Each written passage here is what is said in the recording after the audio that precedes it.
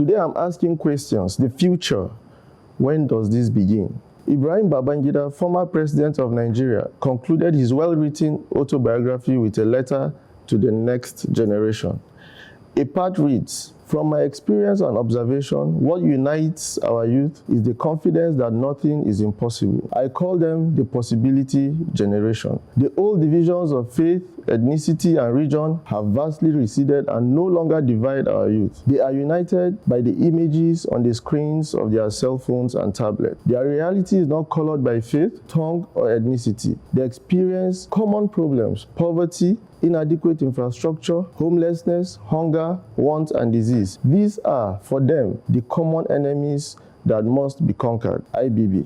I highlighted the above due to two other comments in Appendix 1, being IBB's maiden address to the nation, August 27, 1985. The present situation, where 44% of our revenue is used to service debts, is unrealistic. A phenomenon of constant insecurity and overbearing uncertainty has become characteristic of our national existence. These statements were made in 1985. The only change I see is from bad to worse. While everyone agrees generally that it's time for the youths, the quotes above, as well as the current state of affairs, demonstrate beyond doubt that the Nigerian political space needs massive infusion of a different breed. Perhaps it's time for some radical changes, where youth will put an age limit to persons they will vote into various offices, if the constitution will not be amended to accommodate this. Why do we have mandatory retirement age for career public servants, but none for politicians? We don't want to hear it is the same in other climes. Other climes do not have our problems and peculiarities. We seem to find it convenient to borrow ideas from other climes as excuses to justify absurdities.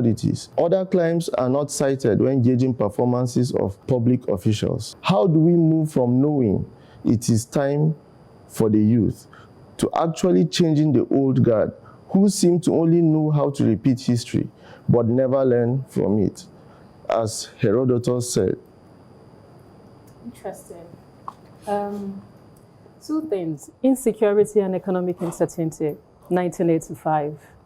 30 what? 38 years later, actually. Yeah. And the issues still persist. You said we used to use 44% of our revenue to service debts. I think we've made... Babangida said. we've made some progress in that space. Now we use 26%. Okay. You know, not so bad, not so bad. I am kind of like worried about the fact that despite the passing of the Not Too Young to Run bill in 2018, there is still no significant participation of youth at the national level.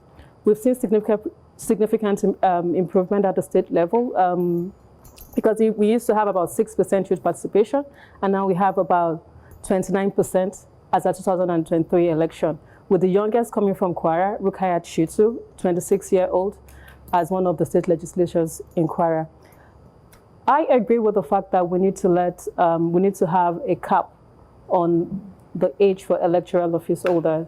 But what cap would you suggest for that? I feel like the major barrier to youth participation in politics or in electoral offices beyond age, which has been lowered considerably, is finances. As far as we still keep participating in money politics, there will still be a huge gap in the youth participation in politics. First thing first, we have to define what youth would be in this part of the world, right? UN says 15 to 24. African Youth Charter says 15 to 35. World Health says 10 to 24. But in this country, I think it's like maybe 15 to 60 or 70 something. Because I was listening to the news and I heard something about, so I think it was in news from Port Harcourt, and it said something about youth elders. And my question is, what does that mean? Like, what is youth elders? But away from that, I would say that the future belongs to not just the youths, but the youths that are willing, right? And I also want us to take our minds away from youth integration looking like a revolution or it being a one-off thing. It's going to be a gradual integration. It's not going to be replacing its collaboration.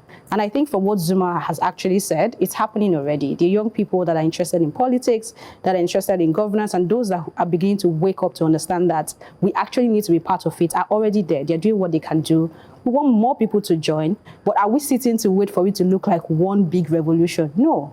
Even, I mean, like you said, we like to borrow things, right? Even when you go to the United States or most other countries, we have very old people still in offices. The president of United States is not exactly a young man, right? Even in their assemblies or whatever they call it over there, there are so many young, old people there. There are also young people. So I think we should begin to look at it from something that should be collaboration, not outright replacement or revolution. They are not doing. The young people that are there, I always say this, what are they doing right now? Are they even representing us properly? Are they thinking of the future?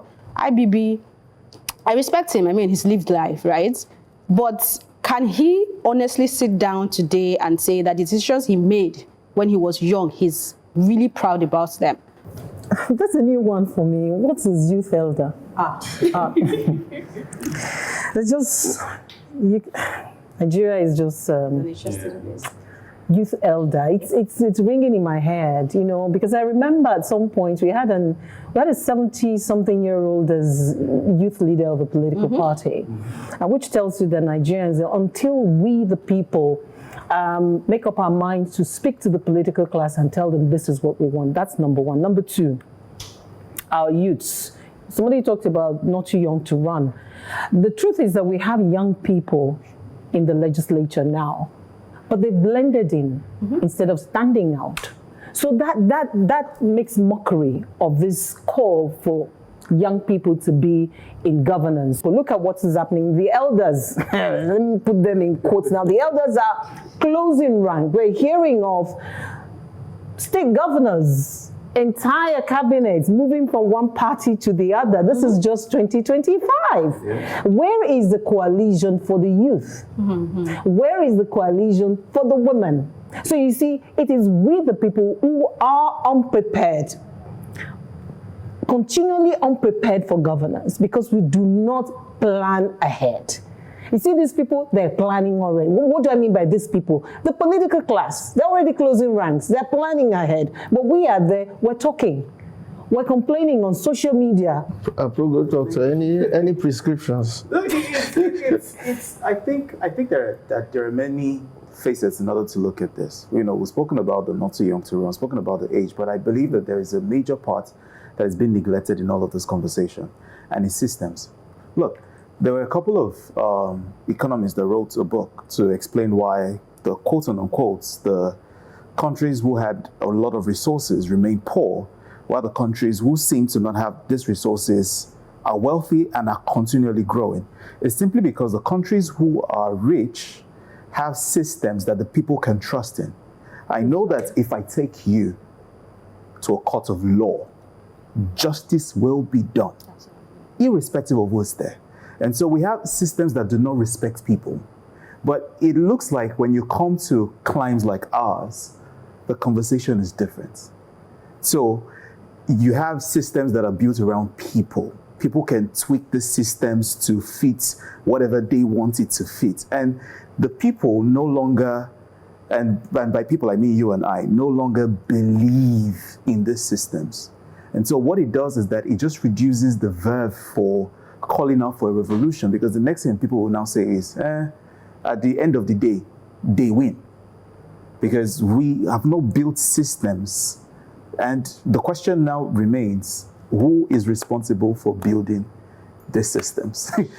I mean, youth, definition of youth is contextual with social norms, but I think there are some parts that allows for common sense, and that is what we are saying when you see a 70-year-old saying he's a youth leader, you know, it's absurd.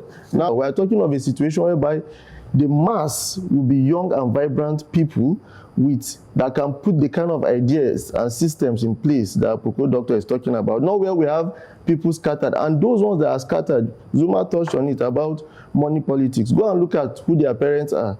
Most of them were put there by the old guard. You asked the question, Aproko Doctor, who should be building the systems? So building system takes vision. Exactly. Do we have the vision of where we even, forget about Africa, Nigeria, where we want to see Nigeria in the next 10 years or 15 years? The vision of the leadership is dim. They are too old. The vision is dim. Yeah. What is the Nigerian identity? So we need to start from the identity, then we'll now move on to the vision, and then we'll now look at how do we achieve the said vision. So now we also talked about mentorship. How do we, are they grooming new people? Are they Succession grooming planning. Succession planning?